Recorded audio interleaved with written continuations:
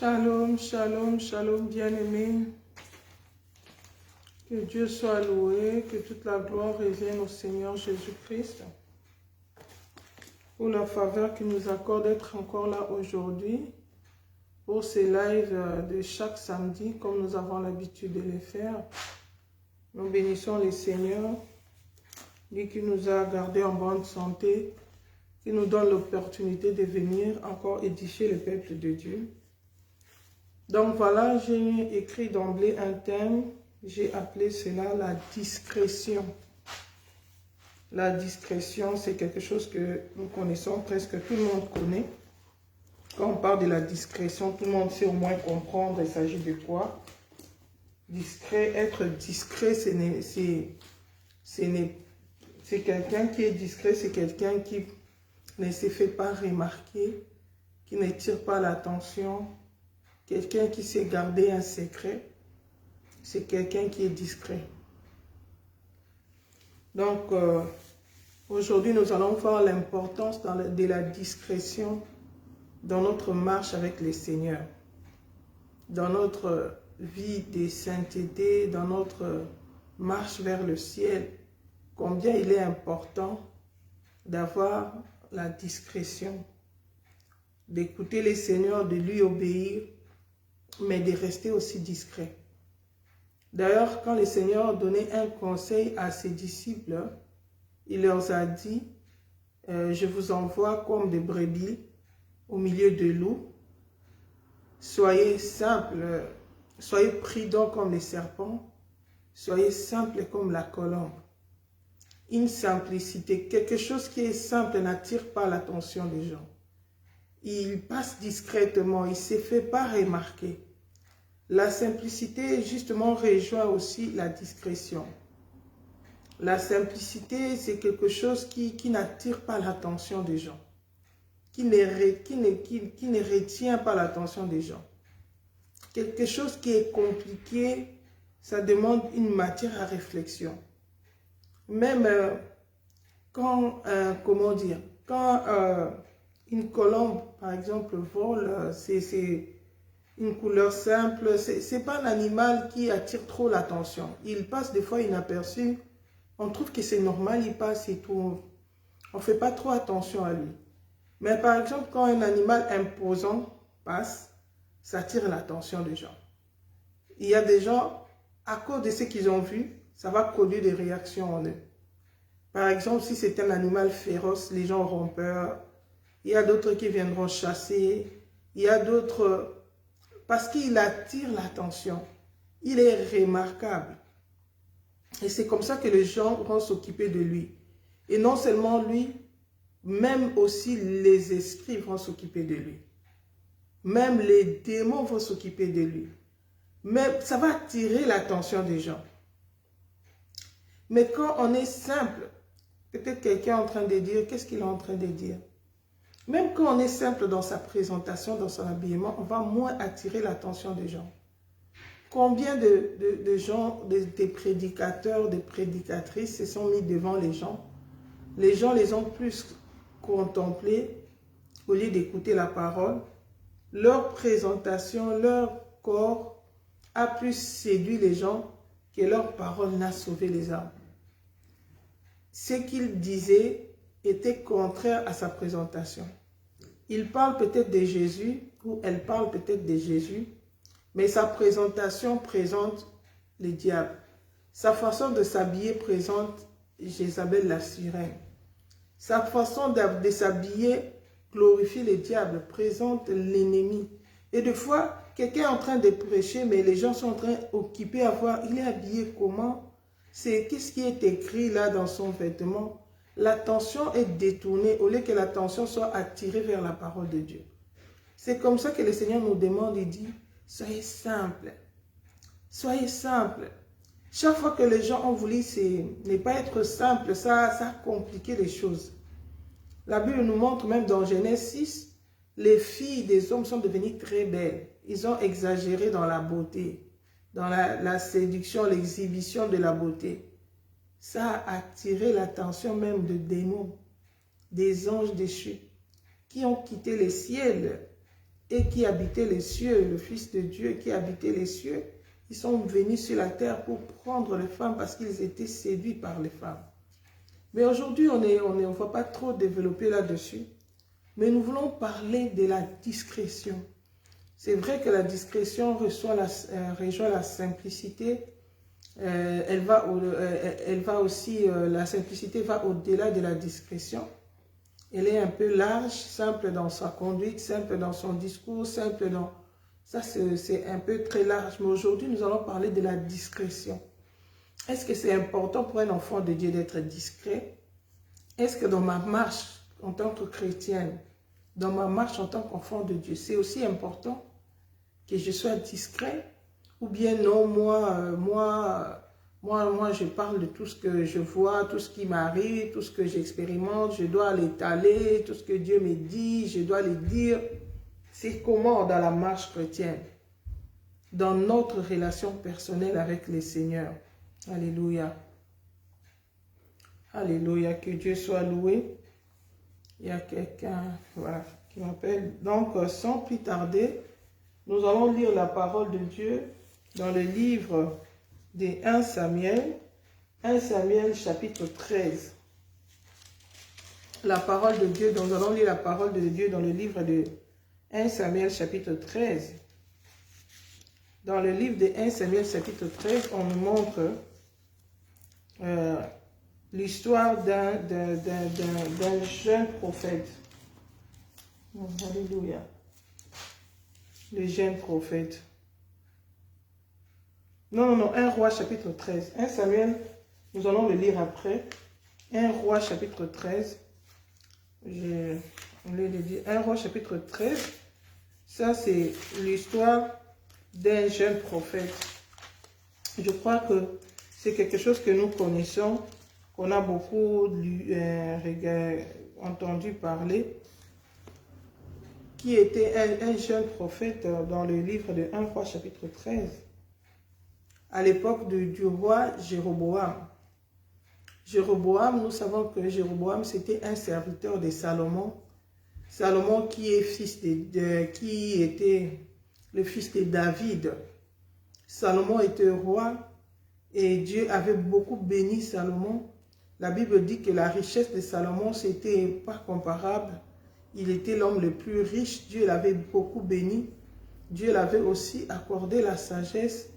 Mais en dépit des richesses, de tout ce que Dieu avait fait pour lui, il y avait un problème dans la vie de Salomon, c'est qu'il s'est donné dans les idoles.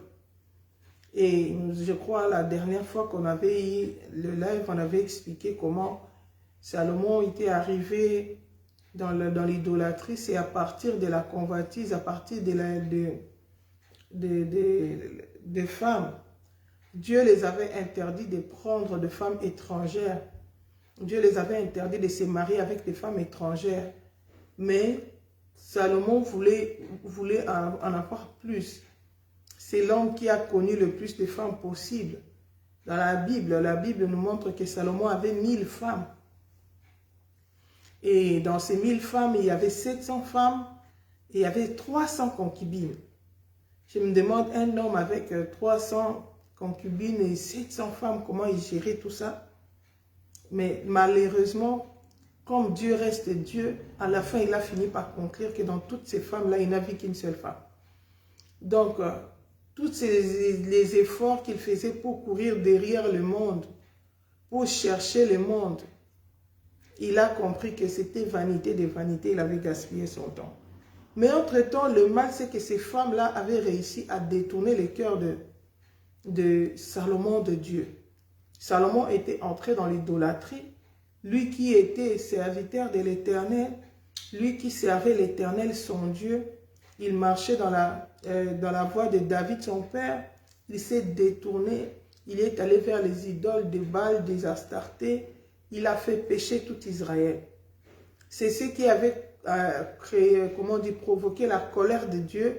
Dieu était tellement en colère que Dieu a déchiré le royaume d'entre les mains de Salomon. Dieu a dit, à cause de David, seulement la tribu de Juda restera à la progéniture de David. Seulement la descendance de David va rester sur le trône de Juda. Mais Israël, c'était en fait 12 tribus d'Israël, selon les 12 enfants de Jacob, mais sur le terrain, il n'y avait que 11 tribus parce que les Lévites n'avaient pas de terre. Alors la gestion de ces 11 tribus-là a été confiée à Jéroboam qui n'était qu'un serviteur. Dans le langage d'aujourd'hui, nous pouvons l'appeler un parvenu. Jéroboam n'était qu'un parvenu. Mais comme l'homme oublie facilement, lui qui est parti du néant, de rien du tout, qu'il ne méritait pas, qui n'était pas de la famille royale, au lieu de tirer la leçon, de comprendre pourquoi Dieu a déchiré cet royaume, a déchiré le royaume de David, il a confié, il lui a donné 10 tribus, lui qui ne méritait pas. Au lieu de tirer les leçons, non, il a fait pire que ce qu'avait fait Salomon. Il est allé, il est lui-même entré dans l'idolâtrie à cause de la peur, parce qu'il voulait faire asseoir son royaume. Il voulait faire asseoir son pouvoir. Il se disait que si je laisse ces Israélites continuer à aller adorer à Silo, un jour ils vont se détourner de moi. Ils vont retourner leur cœur vers Roboam, qui était le fils de Salomon qui régnait. Ils vont se détourner de moi, oubliant qu'il était devenu roi non par la volonté de l'homme, mais par la volonté de Dieu. La Bible nous montre que à cause de cela même, Dieu était en colère. Il a envoyé un serviteur de Dieu. C'est de ces serviteurs que nous voulons parler. La Bible tait son nom. On l'appelle les jeunes prophètes. Et aujourd'hui, nous partageons sur la discrétion. Jeune prophète, il représente un enfant de Dieu. Il te représente, toi qui me suis, il représente moi en tant qu'enfant de Dieu, nous en tant qu'enfants de Dieu. Dans notre marche chrétienne, dans notre vie chrétienne, nous avons une alliance avec le Seigneur. Nous avons une marche avec le Seigneur. Nous avons une mission sur la terre que nous sommes appelés à accomplir. Chacun de nous a une mission particulière que Dieu lui a confiée. Et cette mission s'accomplit dans le quotidien de notre vie chrétienne. La manière dont nous marchons avec le Seigneur. Parce que souvenez-vous, nous sommes des membres dans le corps du Christ. Et chaque membre joue son rôle. Je peux être l'ongle, je peux être la peau, je peux être la boue, la langue. Chaque membre doit jouer son rôle. Ce n'est pas par hasard que tu es sur la surface de la terre. Ce n'est pas par hasard que tu as rencontré Jésus un jour dans sa vie. Le Seigneur a déposé certains talents dans ta vie et il attend un jour que tu lui rendes compte. Tu as des comptes à rendre au Seigneur dans la manière dont tu gères ta vie, parce que du reste, ta vie ne t'appartient pas, tu l'as reçu en crédit auprès du Seigneur. Alléluia, shalom, shalom. Mais Jéroboam, il oublie qu'il est devenu roi par la grâce de Dieu. Il ne l'a pas mérité, c'est Dieu qui lui a donné la royauté. Au lieu que ça puisse affermir sa conduite, ça puisse augmenter sa foi, pour l'amener à faire encore de plus en plus confiance en Dieu, comme nous voyons l'exemple du roi David. Le roi David n'était pas de la famille de Saoul. Parce que normalement, la royauté devait aller d'une famille à l'autre. La royauté suit la progéniture. Ça descend du père aux enfants jusqu'en bas et tout ça. David n'était pas de la famille de Saoul. Quand Dieu l'a choisi, Dieu l'a fait grâce de devenir roi. David, toute sa vie, s'est accroché à l'Éternel. Il a compris qu'il est devenu roi par l'Éternel. Quand il était dans l'anonymat, quand personne ne les connaissait, quand on les rejetait, on les minimisait, on les méprisait, quand il n'était bon que pour garder les brebis, les troupeaux de son père, Dieu était avec lui. Et c'est Dieu-là qui l'a amené à la royauté. David a été fidèle à l'Éternel toute sa vie. Il s'est accroché. C'est vrai qu'il est humain, ça lui est arrivé aussi de tomber dans le péché, mais il ne demeurait pas dans le péché. Dieu a dit, j'ai trouvé David, l'homme selon mon cœur. C'était un homme qui avait un grand cœur. C'était un homme qui avait beaucoup de sagesse, beaucoup de maîtrise. Même dans sa royauté, dans sa politique, dans sa manière de diriger la nation, dans sa manière de diriger le pays. David était vraiment très sage. Alléluia. Il n'avait pas de haine, il ne se vengeait pas. Il s'appuyait, toute sa vie, il s'est appuyé à l'Éternel. Mais regarde la différence entre David et Jéroboam. Jéroboam qui est un parvenu, qui hérite la royauté par la grâce. Au lieu de s'attacher à ce Dieu qui lui a donné la royauté, sans stratégie militaire, sans stratégie politique, sans tuer les gens, parce qu'actuellement, pour devenir roi, pour devenir président, nous savons tous à peu près les choses qui se passent en coulisses. Mais lui n'a fourni aucun effort. Dieu lui a confié la royauté. Mais qu'est-ce qui se passe? Il entre encore dans l'idolâtrie. La Bible dit que lui, je ne sais pas s'il se prenait pour Dieu, pour celui qui appelle les gens au ministère. Il consacrait tout le monde, toute personne qui avait envie de devenir prêtre. Jéroboam les consacrait prêtres. Il a fait les veaux d'or. Pourtant, dans l'histoire d'Israël, quand ils avaient fait les veaux d'or en Égypte, Dieu était en colère contre eux. Shalom et sans frontières. Dieu était en colère contre eux. La Bible nous montre que Dieu avait fendu l'autel. Nous savons tous comment Moïse, quand il est descendu, après 40 jours dans la montagne, comment il avait détruit les veaux d'or, comment Dieu avait tué les enfants d'Israël dans le désert à cause de l'idolâtrie. Mais Jéroboam a fait la même chose. Pourquoi? Parce qu'il voulait à tel point. C'est ce qui se passe aujourd'hui. Beaucoup de gens qui sont élevés par le Seigneur. Le Seigneur a déposé des talents en eux. Bien aimé, le diable n'a rien amené sur la terre. Le diable n'utilise que le talent qui est dans la vie d'une personne. Quand le Seigneur t'a appelé à quelque chose, il a déposé des talents. Le monde des ténèbres repère ton étoile. Comme ils avaient vu l'étoile de David. Ils vont chercher à utiliser cette étoile-là. C'est pourquoi les agents du diable ne s'approchent qu'auprès des gens qui ont l'étoile de Dieu.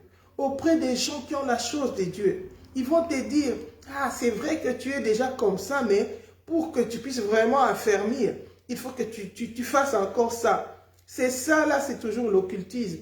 C'est ça là, c'est toujours les ténèbres, servir les diables. Or, le salaire du péché, c'est la mort, c'est la destruction. Le Dieu qui a commencé avec toi dans le faible commencement est aussi capable de te donner les grandes choses.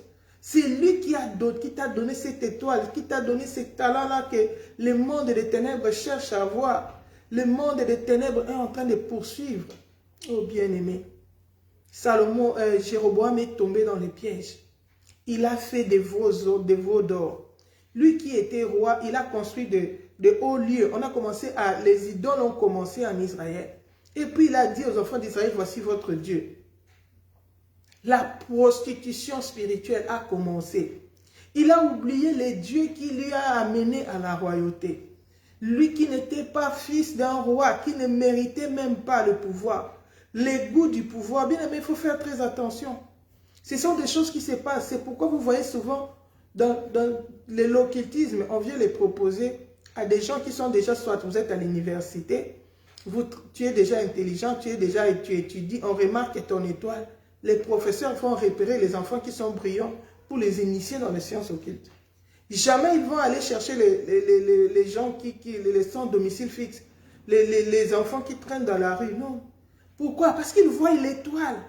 Ils voient que cet enfant, le Seigneur lui a doté d'une intelligence. Si nous pouvons utiliser ça dans le monde des ténèbres, le diable ne vient que pour voler, égorger et détruire. Après que tu l'auras servi, il va te détruire. Il ne va pas se rassasier pour te dire, oh merci, tu m'as bien servi. Non, non, non. Lui, il ne va accomplir que sa mission pour que la finalité soit l'enfer. Il a fait de même avec les cœurs de Jéroboam. Et Jéroboam est tombé dans ces pièges-là. Jéroboam est tombé dans ces péchés-là de l'idolâtrie. Et pendant que Jéroboam faisait ça, il y avait des hommes de Dieu dans cette nation. Il y avait un vieux prophète qui était là, mais il ne craignait plus Dieu. Il n'avait plus de discipline. Il ne marchait pas dans la crainte de Dieu. Il était dans la compromission. C'est pourquoi la Bible dit, le Seigneur en veut aux prophètes qui prophétisent les mensonges, aux prophètes qui encouragent les rois, les présidents dans le péché, qui n'ont pas le courage de leur dire la vérité, repentez-vous. La manière dont vous vous conduisez, ça ne glorifie pas le Seigneur. La vie que vous menez, c'est la vie de péché. Ce vieux prophète-là était là. Il voyait tout ce que faisait Jéroboam. Il savait que Dieu n'aime pas l'idolâtrie. Il était là et il y avait encore ses enfants qu'on appelle les fils des prophètes. Ils étaient là, mais ils étaient tous dans les péchés. Ils mangeaient dans la table du roi. C'est comme ça on voit aujourd'hui dans beaucoup de nations. Si on regarde une nation comme mon pays, le Congo, beaucoup de soi-disant serviteurs, je n'ai même plus le kilo de dire serviteurs. Parce que celui qui connaît les vrais serviteurs, c'est Dieu. Nous, en tant qu'humains, on voit que beaucoup de gens se proclament serviteurs de Dieu. Quand on compte les nombres, on voit qu'ils sont nombreux. Mais devant Dieu, il y a peu. Les vrais, c'est Dieu qui connaît. Mais regarde comment les péchés sont au sommet de la nation. Les péchés dans toutes les couches de la nation. Pourquoi? Parce qu'il n'y a pas de vrais serviteurs de Dieu qui inspirent la crainte de Dieu. Qui poussent les gens à craindre Dieu. Qui poussent même les rois à craindre Dieu. À l'époque de Samuel, à l'époque des prophètes de la Bible, les rois craignaient Dieu à cause du prophète. Alléluia. À cause du prophète, à cause des juges. Tu vois les enfants d'Israël, quand il y a un juge qui les conduit, à cause de ces juges-là, le peuple va bien se conduire. C'est quand les juges meurent que l'anarchie revient. Pourquoi? Parce qu'ils inspirent la crainte de Dieu. Ils inspirent la crainte de Dieu. Mais ces vieux prophètes ne faisaient rien. Mais il y a eu un enfant de Dieu qui aimait le Seigneur, qui obéissait au Seigneur. Alléluia. Qu'on appelle les jeunes prophètes. Pendant que tout le monde était dans la compromission, lui, là où il était, à Bethel, il craignait Dieu. Lui, là où il était, à Bethel, il écoutait le Seigneur. Alléluia. Et le verset 1 de 1 Roi 13 nous dit ceci. Voici un homme de Dieu arriva de Juda à Bethel par la parole de l'Éternel. Pendant que Jéroboam se tenait à l'autel pour brûler des parfums. Jéroboam, il est devenu même sacrificateur. Il commence à brûler même des parfums. La Bible dit, il cria contre l'autel par la parole de l'Éternel et il dit, autel, autel, ainsi parle l'Éternel. Voici, il naîtra un fils à la maison de David. Son nom sera Josias. Il immolera sur toi des prêtres de hauts lieux, qui brûlent sur toi des parfums, et l'on brûlera sur toi des ossements d'or. Et le même jour, il donna un signe en disant, c'est ici le signe que l'Éternel a parlé. Voici l'autel se fendra, et la cendre qui est dessus sera répandue. Bien-aimés, nous connaissons l'histoire. Qu'est-ce qui s'est passé quand le jeune prophète a prophétisé? Le jeune prophète a quitté Bethel. Il est venu. Il arriva de Juda à Bethel. Il a quitté Juda. Il est arrivé jusqu'à Bethel. Envoyé en mission par le Seigneur. Mission authentique. Un serviteur de Dieu, appelé de Dieu. Bien-aimé, aujourd'hui nous parlons de la discrétion. Bien-aimé, ces serviteurs-là, c'était un vrai serviteur de Dieu. Un vrai enfant de Dieu. Pendant que les vieux prophètes qui étaient là, mangeaient à la table du roi, ils vivaient dans le péché, ils ne dénonçaient pas le mal, ils vivaient dans le mensonge. Lui craignait Dieu. Alléluia. Et Dieu l'a confié une mission. Et la mission, c'était de venir dire au roi, qu'est-ce qui va se passer avec ces hôtels-là? Parce que la punition que l'Éternel va leur donner. Pourquoi? Parce qu'ils sont allés dans l'idolâtrie. Ils ont tourné les dos. Bien aimé, il y avait des prophètes à Bethel. Les vieux prophètes, ils étaient là. Mais ils ne craignaient pas Dieu. Bien aimé, c'est comme l'exemple d'Israël. C'est l'exemple de l'Église aujourd'hui. C'est l'exemple du corps de Christ. De l'ensemble des enfants de Dieu. De notre marche chrétienne comme nous sommes.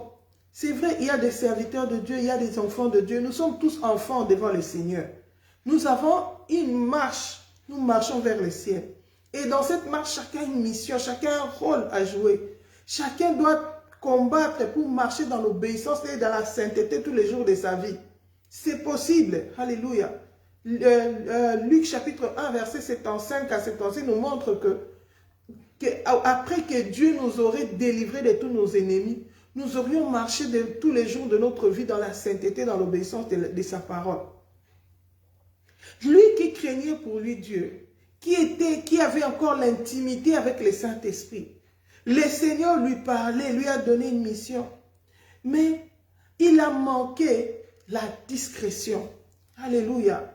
Il a manqué la discrétion dans les directives du Seigneur. Shalom, ma soeur Cathy. Dans les directives du Seigneur. Les autres étaient là, ils ne craignaient pas Dieu. Le roi ne craignait pas Dieu.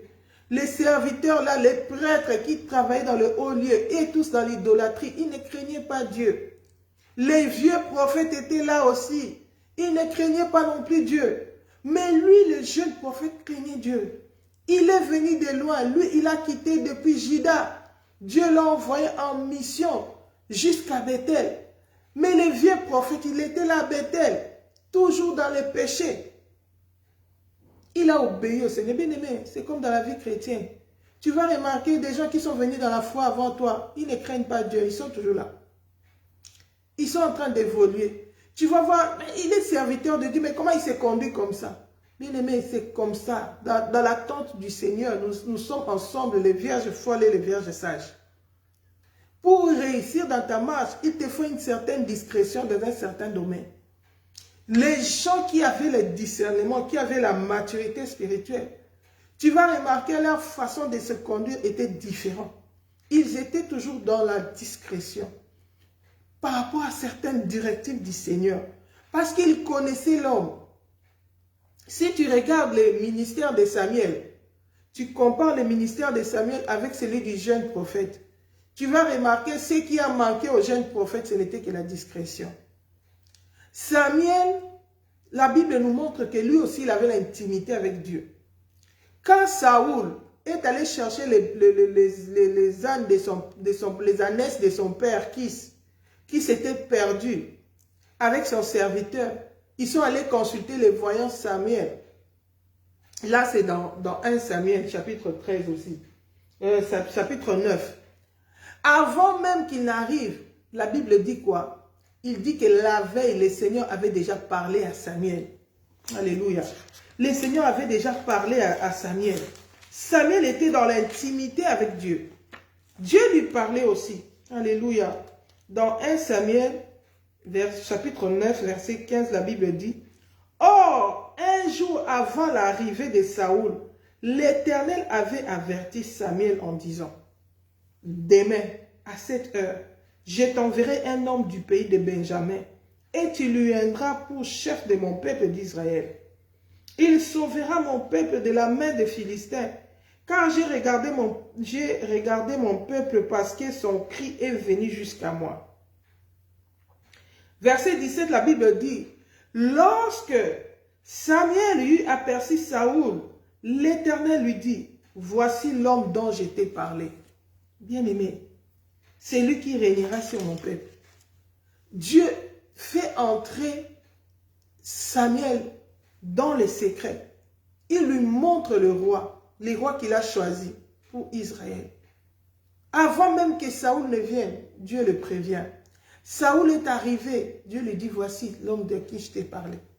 Mais la manière d'agir de Samuel démontre beaucoup de maturité et beaucoup de sagesse, beaucoup de discrétion. Bien-aimés, si c'était nous aujourd'hui, on allait appeler: venez avec toutes les caméras ici, venez me filmer. Vous allez savoir qu'il y a un prophète des nations dans ces pays. Vous allez savoir que Dieu m'a dit: venez, je vais vous montrer loin de Dieu. Saoul n'a rien fait de semblable. Parce que toute personne qui fait ça cherche la gloire, cherche l'attention des gens. Samuel avait la maturité. Bien aimé, à cette époque-là, peut-être quand il avait oint David, on allait dire oui, il craignait Saoul. C'est pourquoi il avait fait en secret. Parce qu'il y avait déjà le roi Saoul qui était là. Mais à l'époque où il oint Saoul, il n'y avait pas encore de roi en Israël. Il n'y avait personne qui était roi. Excusez-moi. À cette époque-là, c'est Samuel qui régnait en Israël. Il était juge. C'est lui qui jugeait le peuple de Dieu. C'était lui l'autorité suprême de la nation. Il n'y avait pas de roi. C'était lui le prophète qui dirigeait le peuple de Dieu. C'était lui qui était dans les temples, qui servait les seigneurs. il était juge, il était prophète. C'est lui qui dirigeait. C'est lui qui était intermédiaire entre le peuple et Dieu. Et il avait du pouvoir. Il avait de la renom. Ce n'était pas n'importe qui. Si tu regardes avant même que Samuel, avant même que Saoul n'aille les croiser, on lui a dit, ah, aujourd'hui il va descendre, il va faire les sacrifices. C'est comme si quelqu'un brille quelque chose dans la maison, ça chatouille un peu. Mais le Saint-Esprit va nous aider. On dirait que les enfants ont laissé quelque chose, là, ça fait le truc. Donc voilà, malgré cela, il ne pouvait craindre personne. Parce qu'il avait du pouvoir. Mais regarde la discrétion. Regarde la maturité dans laquelle il agit. Il dit à Samuel, viens, c'est moi le voyant que tu cherches. Et Saoul, quand Saoul a croisé Samuel, il n'y avait pas de témoin. Il pouvait directement lui dire, hein, viens ici, toi, c'est toi qui seras le roi. Non. Il n'a pas parlé avec précipitation. Il a dit, dors ici, tu vas retourner demain. Je te dirai tout ce que Dieu a mis dans mon cœur. Excusez-moi, je vais boire un peu de l'eau parce que ça chatouille tellement.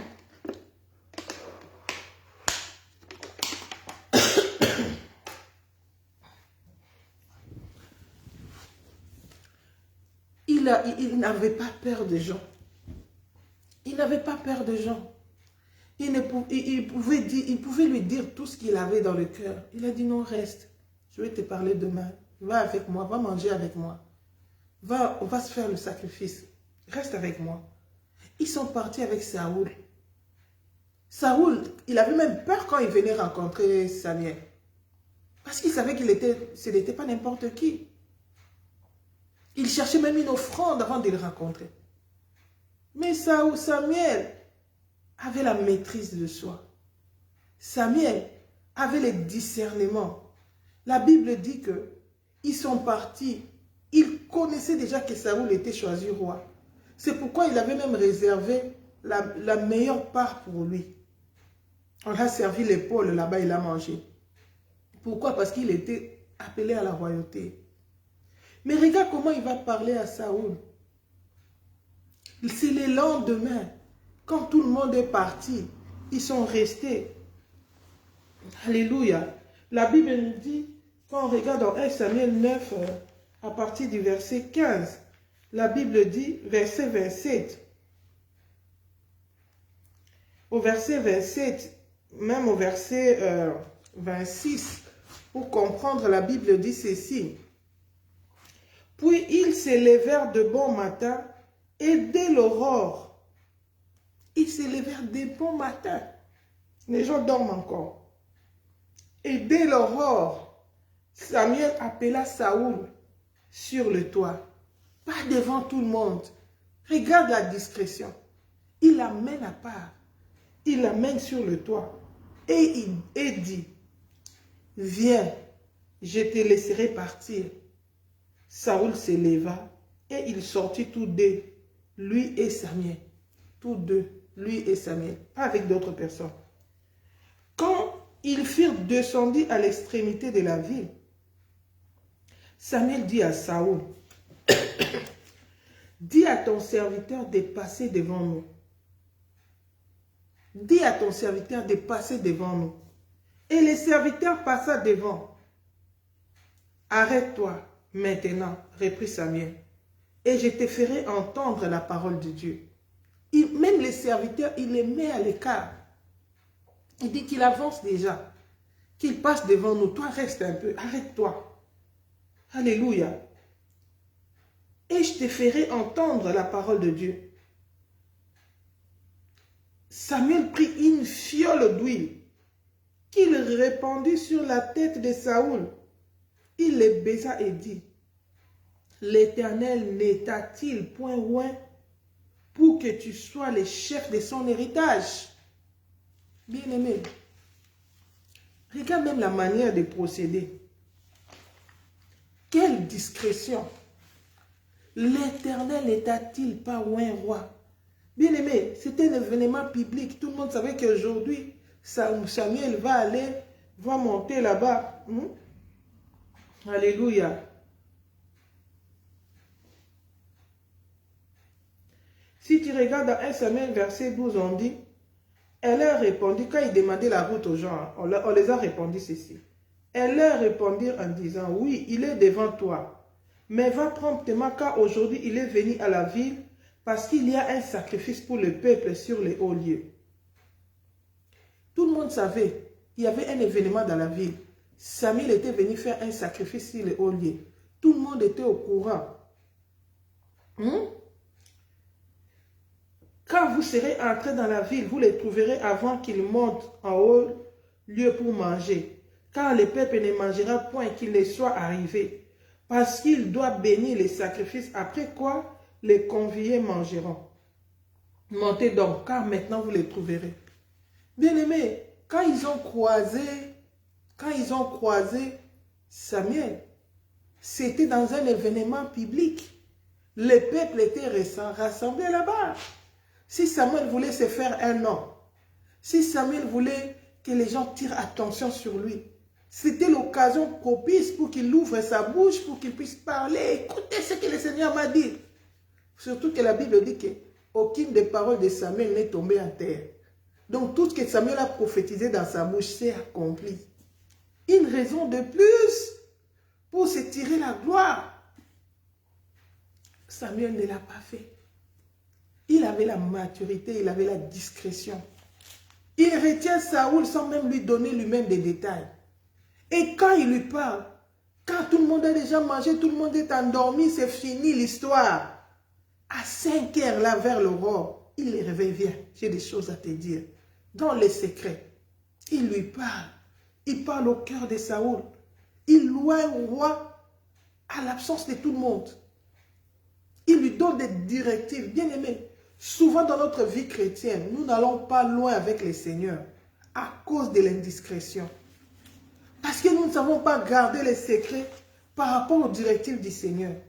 Bien aimé, les directives du Seigneur, c'est ce qui nous facilite les succès.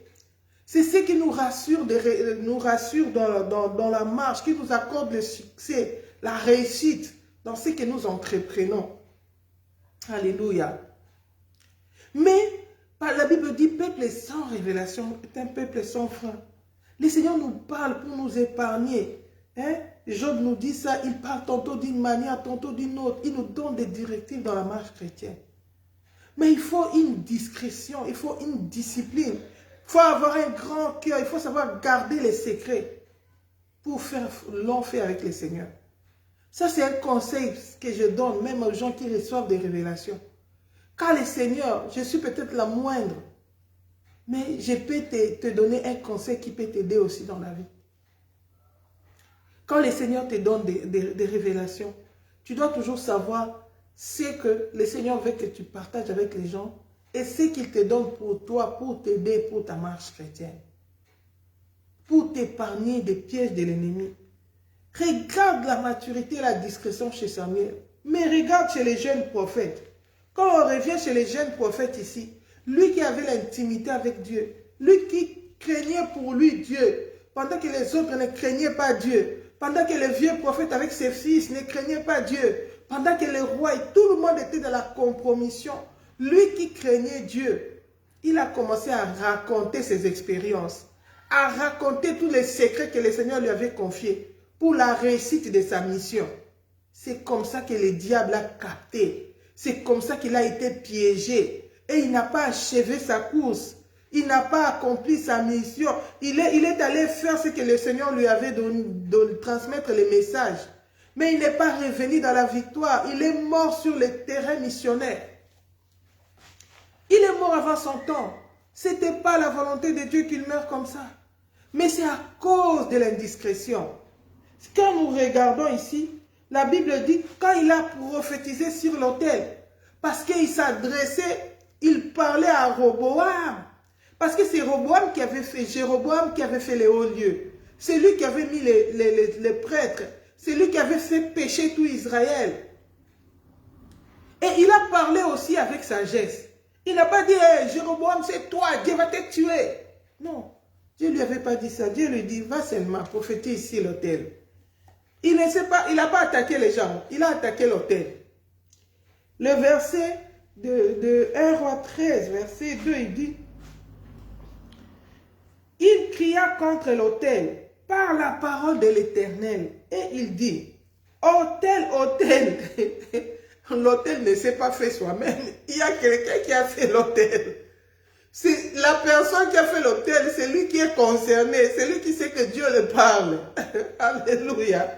Mais lui, il parle à l'autel. Il dit, autel, autel, ainsi parle l'Éternel. Voici, il naîtra un fils à la maison de David.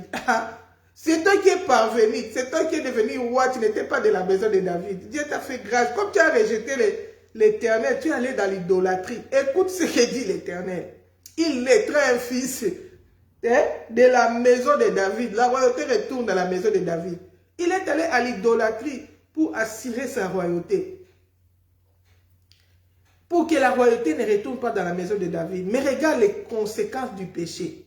Ça arrache encore la royauté de sa main.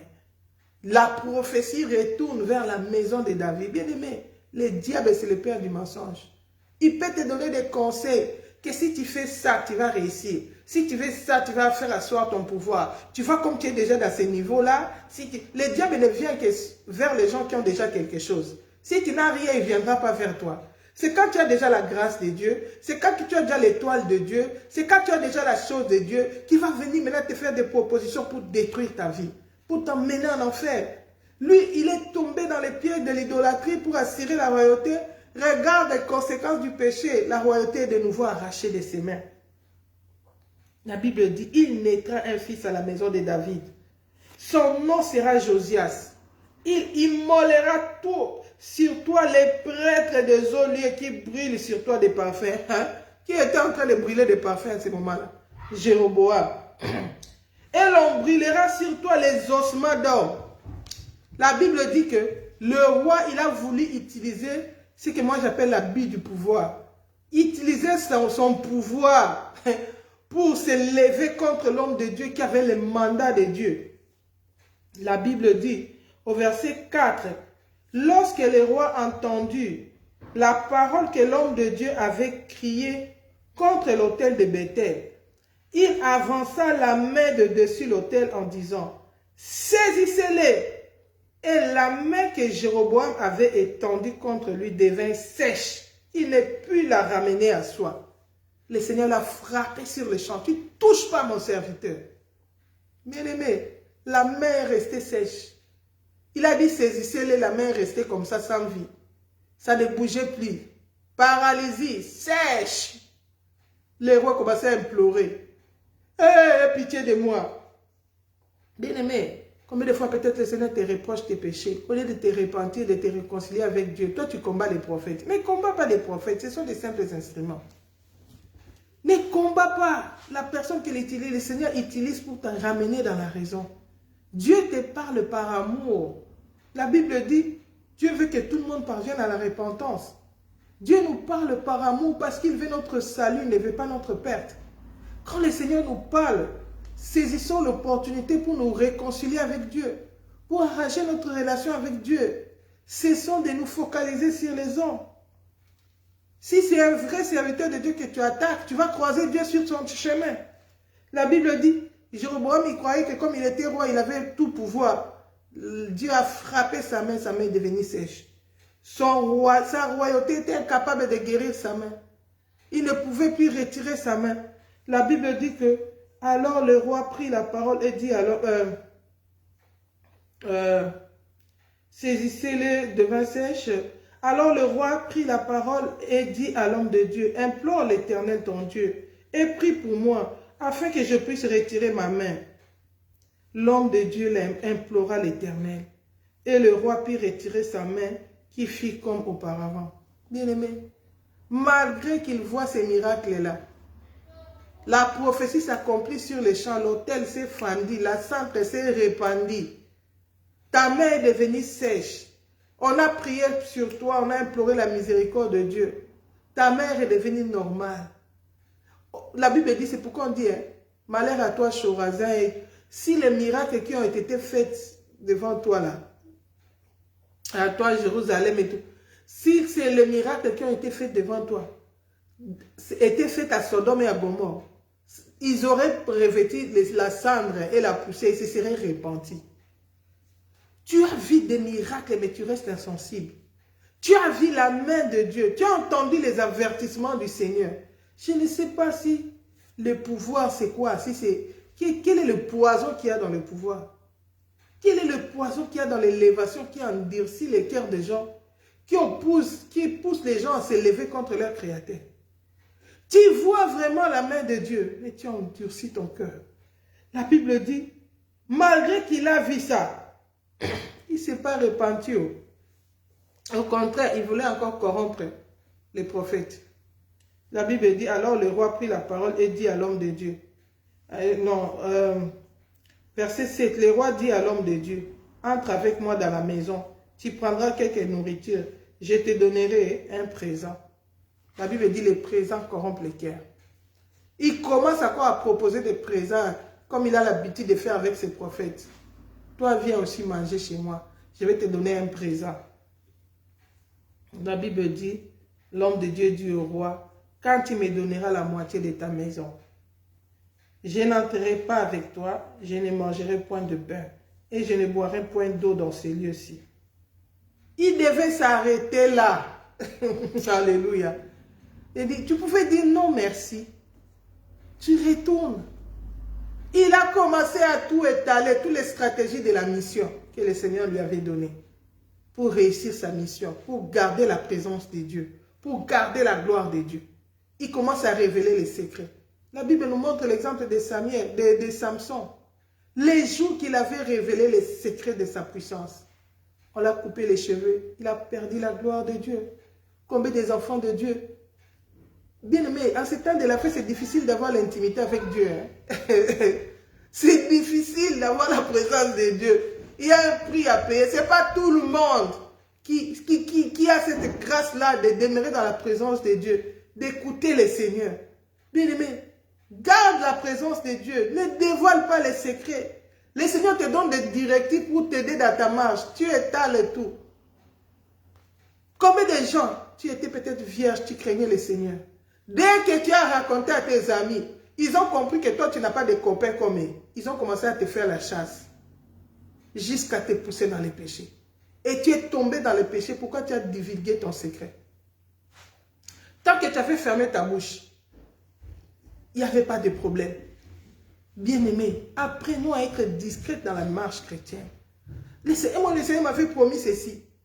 Moi, j'ai l'habitude de dire, même à mes enfants, je leur dis, bien-aimé, les témoignages, on vient donner les témoignages. Laisse Dieu agir, qu'il finisse, après tu viendras témoigner. Mais avant que Dieu le fasse, ferme ta bouche. Avant que Dieu le réalise, ferme ta bouche. On te demande ce que Dieu a fait. On ne te demande pas ce que Dieu t'a dit qu'il va faire. Ça, garde ça pour toi. Prie jusqu'à l'exaucement. Tu ne connais pas le cœur de l'homme. Le cœur de l'homme est tortueux par-dessus tout. La personne que tu parles, à qui tu te confies, tu crois qu'il se réjouit de ton bonheur? Il va vouloir que tu le ressembles. La Bible nous montre que les vierges folles voulaient dépouiller l'huile des vierges sages. Donnez-nous un peu de votre huile. Ils voulaient dépouiller l'huile. Heureusement pour eux, ils étaient sages. Ils se sont dit, il n'y en aura pas assez pour nous et vous. Allez acheter. Bien aimé, combien des enfants de Dieu, le diable les a dépouillés de l'onction à cause de l'indiscrétion? Le Seigneur t'a donné des secrets dans ta marche chrétienne. Il t'a donné certaines recommandations. La manière dont tu dois te conduire pour que tu réussisses, pour que tu gardes l'intimité. Tu ouvres grandement ta bouche. Le jeune prophète a commencé à étaler. Alléluia. Il dit, car cet ordre m'a été donné par la parole de l'Éternel. Tu ne mangeras point de pain, tu ne boiras point d'eau, et tu ne prendras pas à ton retour les chemins par lesquels tu es allé. Et est-ce que Dieu lui avait dit, va dire aux gens que je t'avais dit de ne pas retourner par les chemins par lesquels tu es venu? Est-ce que Dieu lui avait dit, va dire aux gens que je t'avais dit de ne pas manger? Ça, c'est un secret que le Seigneur lui avait donné. Pour qu'il puisse réussir sa mission. Le Seigneur lui avait donné des recommandations qu'il devait observer en cours de route. C'était pour lui. Ce n'était pas pour qu'il le dise aux gens. Manque de sagesse, manque de maturité. Il a tout dévoilé, les stratégies du combat. Et l'ennemi a écouté. Bien aimé, le diable n'est pas omniprésent. Il capte quand nous-mêmes nous lâchons. Les enfants de ces siècles, les chrétiens de ces siècles aiment beaucoup parler. C'est pourquoi tu vas avoir beaucoup de projets, ça s'arrête en cours de route. Ça ne se réalise pas. Pourquoi? Le diable a capté tout ce que tu avais comme projet. Et il va s'arranger que ça n'arrive pas, que ça ne se produise pas. C'est pourquoi la Bible nous montre, même quand les mages sont venus adorer Jésus, quand ils ont ouvert leur bouche pour dire qu'on est venu adorer le roi d'Égypte qui vient de naître, les combats ont commencé dans la vie de Jésus. À cause de leur indiscrétion, ils sont allés parler devant un roi qui était en exercice, Hérode. La Bible dit que Hérode a fait semblant. Il dit, allez voir où l'enfant est couché. Comme ça, moi aussi, je viendrai l'adorer. Mais il n'avait pas besoin de venir adorer l'enfant. Il était irrité, il voulait tuer le roi des Juifs qui venait de naître. Bien-aimé, tu connais le cœur de la personne à qui tu t'adresses. Est-ce qu'il se réjouit de ton bonheur? Bien-aimé, la sainteté, il faut la garder. L'intimité avec Dieu, il faut la garder. Il faut se conserver pur. C'est un combat, la vie chrétienne, c'est un combat de tous les jours. Crains le Seigneur pour ton compte. Préserve-toi pour le Seigneur.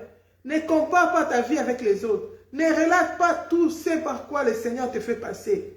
La Bible dit, le cœur de l'homme est tortueux par-dessus tout. Il a refusé devant les rois, mais il est tombé devant les vieux prophètes.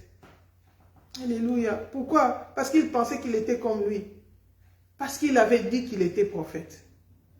Or, il lui mentait. Regarde le cœur de l'homme. Il prête à faire sortir les mensonges pour te séduire, pour t'amener dans la destruction. Oh, bien-aimé.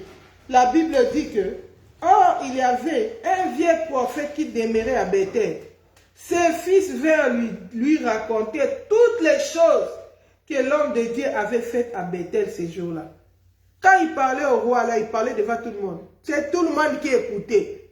Même les enfants, les fils des prophètes ont écouté. Les fils du vieux prophète ont écouté. Moi, Dieu m'avait dit, je fais ceci. Moi, Dieu m'avait dit, bien aimé, garde ça pour toi. Quand Dieu t'a dit, c'est pour t'aider. C'est pour te protéger dans ta marche chrétienne. Il faut faire la différence entre les directives que le Seigneur te donne pour ta réussite et ce que le Seigneur te recommande d'aller dire aux gens. Ici, le Seigneur lui avait dit de prophétiser contre l'autel. Mais en dehors de l'autel, le Seigneur lui avait donné certaines directives par rapport à lui-même, par rapport à sa marche chrétienne. Il devait garder ça pour lui. Il devait être sage parce que tu vas affronter les royautés. Alléluia. Mais il a manqué la discrétion. Il a manqué la maîtrise de soi. Il a tout dévoilé. La Bible dit,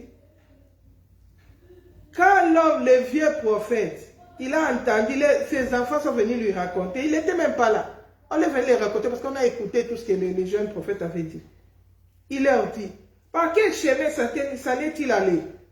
Ses fils avaient vu par quel chemin s'en était allé l'homme de Dieu qui était venu de Juda. Le Seigneur lui dit, ne retourne même pas par le chemin par lequel tu es venu. Parce que si tout le monde connaît comment tu étais venu, c'est facile de te poursuivre. Le Seigneur connaissait les dangers de la mission qu'il avait confiée.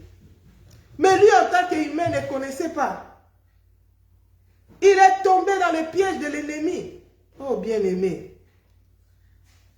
Quand Hérode avait dit aux mages, il a dit, allez voir où est couché l'enfant et venez me dire ici. Il attendait quoi? Connaître les chemins qu'ils avaient empruntés pour aller voir Jésus-Christ. Pour qu'il emprunte les mêmes chemins pour aller tuer l'enfant. Mais la Bible dit, un ange du Seigneur, le Seigneur les avertit en songe de ne plus retourner par les chemins par lesquels ils sont venus. Et ils sont partis. Nous n'allons plus commettre la même erreur. Ne retournez plus chez Hérode. Prenez une autre route, partez, retournez chez vous. Qu'on ne connaisse pas vos traces. Bien aimé, si Hérode connaissait leurs traces, il connaissait les chemins qu'ils avaient empruntés, il allait les poursuivre et les obliger à parler. Oh bien-aimé, combien de choses le Seigneur t'a promis, ça ne s'est jamais réalisé. Pourquoi? Parce que la bouche. Or, la Bible dit, la bouche qui parle trop ne manque pas de péché. La Bible dit, nous rendons compte pour toute parole vaine. Bien-aimés, soyons discrets dans la marche avec le Seigneur. Tu veux faire des exploits avec le Seigneur, apprends à être discret. Tu n'es pas obligé de raconter tout ce que le Seigneur te confie. Sache faire la part des choses. Ce qui est utile pour toi et ce qui est pour l'édification des autres. Alléluia. Les mages sont retournés par un autre chemin. Shalom, maman Inès. Ils sont retournés, ils ont gardé silence, ils ont fermé leur bouche. Ils sont retournés par un autre chemin. Ils n'ont rien dit.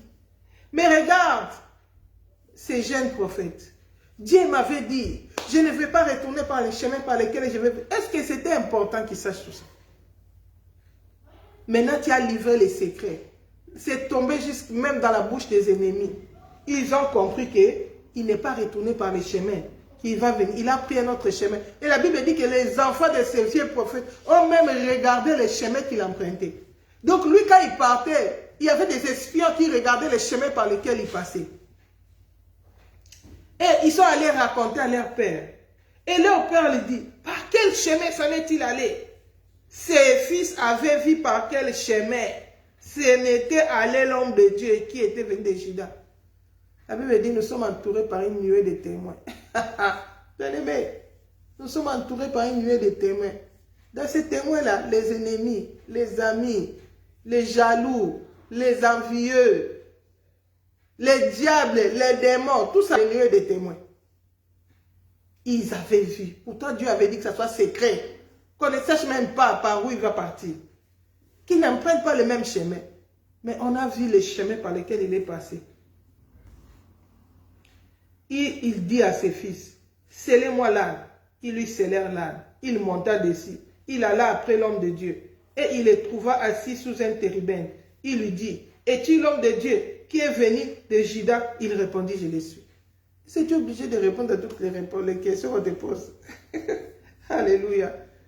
Jésus, il y a des moments où il avait posé des questions, il n'a même pas répondu, il écrivait par terre.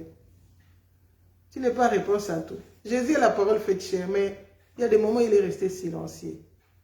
La Bible dit, on l'a mené comme un bébé qu'on allait tendre en boucherie. Cependant, il n'a point ouvert sa bouche. Bien-aimé, apprends à parler quand l'Esprit te dit parle. Tais-toi quand l'Esprit te dit tais-toi. Tout ne se résout pas par la parole. Alors il lui dit, viens avec moi à la maison et tu prendras quelque nourriture. Il savait déjà qu'il avait dit qu'il ne va pas manger. Il vient seulement à propos de la nourriture. Les diables les cherchent seulement parce qu'il savait qu'il avait faim. Il venait d'une mission, il a fini. Il s'est même assis en cours de route. Pourquoi est-ce qu'il était fatigué? Il voulait se reposer un peu. Mais il répondit, je ne puis ni retourner avec toi, ni entrer chez toi. Je ne mangerai point de pain, je ne boirai point d'eau avec toi en ces lieux-ci. Car il m'a été dit, tous les secrets, tu étales partout. Il m'a été dit, par la parole de l'Éternel, tu ne mangeras point de pain, et tu ne boiras point d'eau, et ne prendras point à ton retour les chemins par lesquels tu es allé. Est-ce que ça l'intéresse? Est-ce qu'il est obligé de savoir que les chemins là qu'il était en train de prendre là, c'est comme ça que les vieux prophètes comprennent. Ah, donc c'est Dieu. Ah, maintenant je sais comment je vais la voir. Lui aussi maintenant il est mort. Et il lui dit, moi aussi je suis prophète, comme toi. Et un ange m'a parlé de la part de l'Éternel. Attention avec les histoires des anges. Hein? Surtout à ce temps de la fin. Un ange m'a parlé. L'ange des mensonges. Ça a commencé depuis la Bible. Mensonges. Les anges existent. Dieu nous parle. Le Saint-Esprit est là. Les dons sont là. Pour que Dieu nous parle, il n'est pas obligé seulement de passer par les anges. Il est souverain. Mais faites attention avec ces histoires des anges. Quelqu'un pour t'impressionner va te dire, un ange du Seigneur. Hein? Regarde. Un ange m'a parlé de la part de l'Éternel. Et m'a dit, ramène-les avec toi dans ta maison. Comment Dieu commence à se contredire? Si on vient te dire des choses que Dieu ne t'avait pas dit au départ, la Bible dit, ne méprise pas les prophéties. Éprouvez les esprits. examiner pour retenir ce qui est bon. Écoute d'abord, tu dis merci, que le Seigneur te bénisse. Toi-même, va chercher la face du Seigneur. Va poser la question au Seigneur. Seigneur, comment ça se fait que tu es devenu un menteur? Tu m'avais dit ceci. Tu as dit que tu ne contredis pas ta parole. Comment ça se fait que maintenant tu me dis ceci? C'est quoi la vérité dans tout ça? Le Seigneur va t'expliquer les tenants, les aboutissants. Mais nous sommes rapides. Quand on te dit déjà un ange, tu tombes même, dedans même. Quand il a écouté seulement un ange du Seigneur, que c'était aussi un prophète, appelé c'est un vieux, la Bible dit, il retourna avec lui et il mangea du pain et but de l'eau dans sa maison. Comme ils étaient assis à table, la parole de l'Éternel fut adressée au prophète qui l'avait ramené. Et il cria à l'homme de Dieu qui était venu de Juda.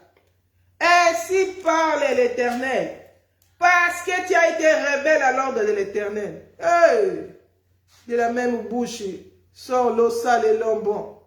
La même personne qui venait de me dire ici, Dieu m'a dit, viens manger, il se retourne contre moi. Il commence maintenant à me prophétiser la vraie prophétie venant de Dieu. Tu as été rebelle. Qui m'a amené de la rébellion? N'est-ce pas toi la même bouche là qui parle? Je serai à sa place, je ne sais pas si je n'allais pas saisir la même bouche là. C'est toi cette bouche qui m'a fait pécher devant le Seigneur. Tu m'as prophétisé la chose et son contraire. Pourquoi? Manque de maîtrise, manque de discrétion. Vite, vite. Surtout en ces temps où nous sommes. Les gens aiment les choses agréables. Les gens aiment les révélations. Les gens aiment les prophéties. Tout le monde derrière les prophéties. Car c'est Dieu m'a dit, tout le monde court vite. Ah, tout le monde devient prophète. Tout le monde dans les nets commence à donner des prophéties. Faites très attention. Faites très attention. Ce n'est pas tout le monde qui prophétise au nom de l'Éternel que c'est réellement l'Éternel qui les a envoyés. Ce n'est pas tout le monde qui prophétise au nom de Jésus qui sont réellement envoyés par Jésus. D'autres personnes, Jésus n'a rien même à voir avec ce qu'il fait là. Il n'a même pas rencontré Jésus dans son chemin.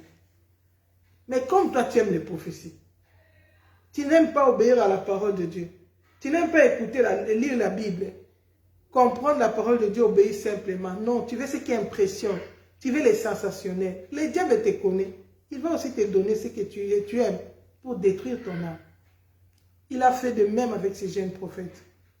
Comme lui, il brandissait la prophétie, Dieu m'avait dit, Dieu t'avait dit de dire, ou il t'avait dit pour que ça te guide dans ta marche. Bien aimé, pour couper court, il est mort en mission. Il n'a pas achevé sa course. La Bible dit, quand il est parti, il n'est plus retourné à Juda. Il a été tué en cours de route. Dieu a envoyé un lion pour le tuer, parce qu'il a été rebelle à la voix de l'Éternel. Mais il n'était pas de mauvais cœur, il n'était pas de mauvaise foi. Il n'avait pas fait sciemment. Il a été séduit. Mais malgré qu'il a été séduit, il a été quand même puni par le Seigneur.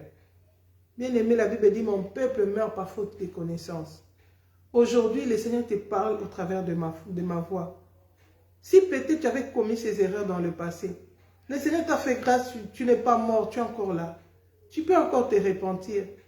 Tu peux encore améliorer ta marche. Tu peux encore marcher de mieux en mieux. Tu peux encore améliorer ta conduite pour ne plus retourner dans le même bêtise, pour aller plus loin avec le Seigneur. Le ministère de cet homme est arrêté, c'est arrêté en cours de route à cause de beaucoup parler. Moins de choses tu publies, moins de choses tu recherches quoi? La gloire des hommes. Est-ce que la meilleure manière d'évangéliser, c'est seulement par le net? Quand Samuel était parti parler avec Saoul, là, il n'avait pas publié.